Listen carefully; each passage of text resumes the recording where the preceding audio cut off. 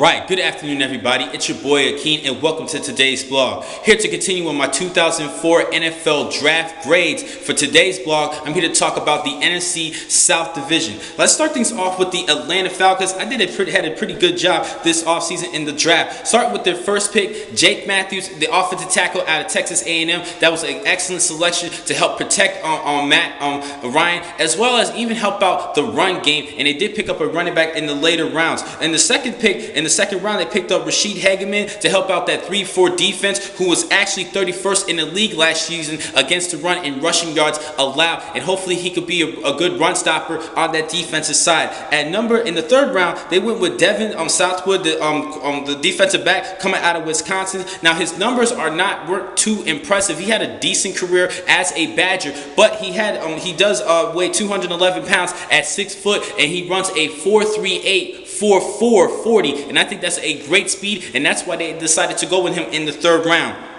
I think it was a decent pick. In the fourth round, they finally went with a running back, Devontae Freeman, out of Florida State. Now, he is definitely a hard-nosed runner at 206 pounds, at 5'8", good size, and I think he could be that replacement for Steven Jackson. Steven Jackson has not been living up to expectations last season. Now, he's been battling injuries, but he's also dealing, so that shows that he has little durability issues as well as longevity, because he is reaching, he has so many seasons, and at running back, that's not too well. You usually start declining, heading towards the end of your career. Sticking with the fourth round, they went with the outside linebacker and Prince Shimbo out of Notre Dame. Now he shows a little bit of athleticism, but his numbers weren't really too well. His best season was in 2012, where he posted 10.5 tackles for loss, but he is not a premier pass rusher that I thought that the Atlanta Falcons should have been looking for. Now in the fifth round, they picked up a good cornerback, Ricardo Allen out of Purdue. Now he has good ball skills, 13 interceptions throughout his career, and he runs a 4.6 40. That's why his stock dropped a little bit. If he was running like in the 4.4 range, I think he would have at least been a third round selection. And now in the fifth round, they also picked up a decent player, another linebacker, Marquise Spurrow out of Syracuse. Now he definitely could get into the backfield. He had 14.5 tackles for loss. Doesn't have a lot of tackles, but he would definitely shows potential to be getting into the backfield due to the tackles for loss. And he only had 5.5 sacks. He's not a great big time pass rusher, but he can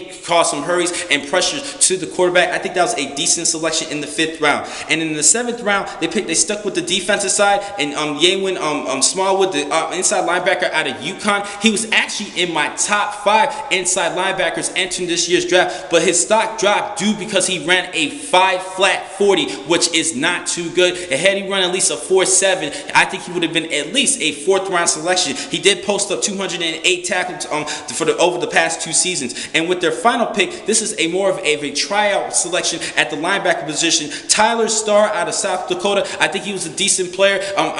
I'm playing for South Dakota, and I think this was a good risky pick with their final selection. Now they definitely went with a couple of 4 linebackers within this draft to address the linebacking core, and hopefully one of these guys can step it up. I do have my eyes on Smallwood out of UConn, and I think that Tyler Starr might surprise some people and make it the team. Now for the other 2 linebackers, Prince Shimbo as well as Marquise Spurrow. Spurrow's a pretty good player coming out of Syracuse, but I wasn't really impressed with the Prince Shimbo selection out of Notre Dame. And because of that, I'm going to have to give this team a solid B for their draft. I think they could have tried to pick up better.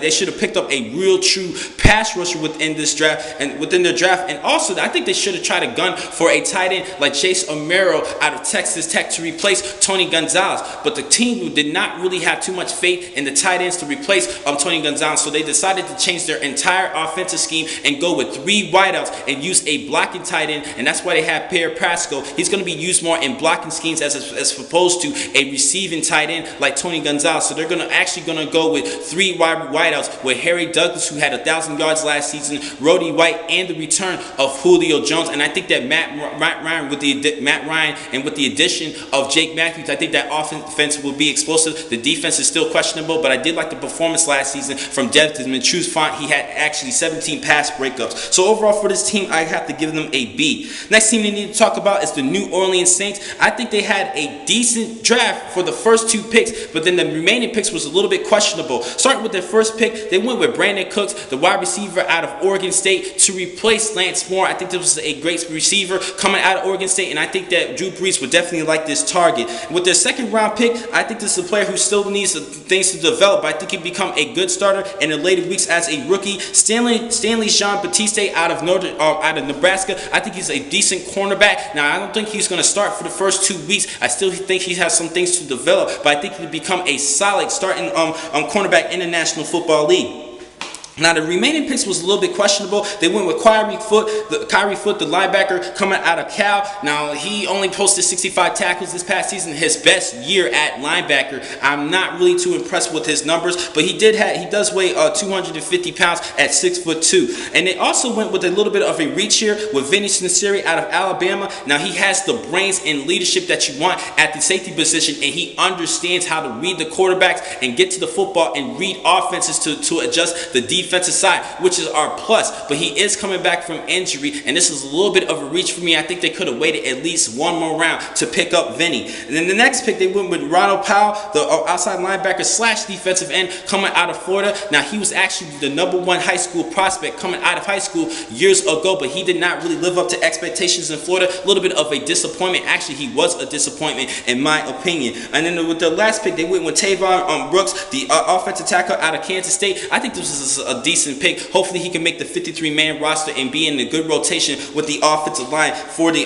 New Orleans Saints. So overall, now based on their first 2 selections, I thought those were good picks, but the remaining 4 picks was a little bit questionable. So I have to give them a B- overall. Next team we need to talk about is the Tampa Bay Buccaneers. Now, I think they aced this draft because of their selections. They really stuck with the offensive side because of what they did during the offseason by picking up a good cornerback in Al Verner from the Tennessee Titans to replace Darrelle Revis, and they also picked up Michael Johnson from the Cincinnati Bengals at defensive end. So hopefully he can step it up and be that good pass rusher that they're looking for and help out that great D-line. And let's not forget about Gerald McCoy. Now let's talk about their selections.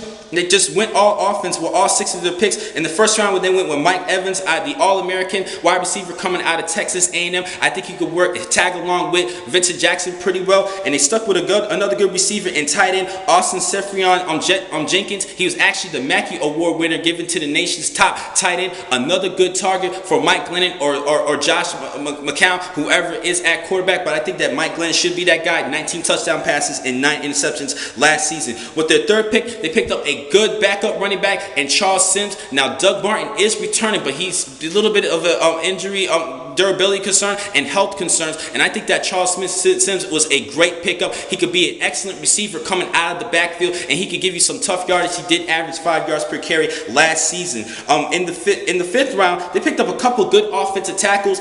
One for Tennessee State, who's a good run blocker, Kadeem Edwards. When I looked at his highlight reel, he showed some great run blocking techniques, and I think he could help out the rushing attack for the Tampa Bay Buccaneers last season, and they were kind of struggled last year, but Bobby Rainey did have a couple of good games in fantasy football wise. Sticking with the fifth round, they went with an offensive tackle as opposed to an offensive guard with the Everett selection. They went with Kevin Panfili, the offensive tackle out of Purdue. I think that was a decent selection to address the offensive line and get that offense together. That defense was pretty solid. The offense struggled last season. Now Mike Glennon is a rookie, so hopefully he would be more of a sophomore sensation this upcoming season. And with their final pick, they went with another good receiver out of Wyoming, Robert Herring. And I think this was a good solid pick. I think he has the potential to become the number 3 receiver for the Bucks. Now overall for this team, I have to give him an A because they had a great offseason picking up good free agent players on the defensive side. And I think they did a great job addressing the offensive side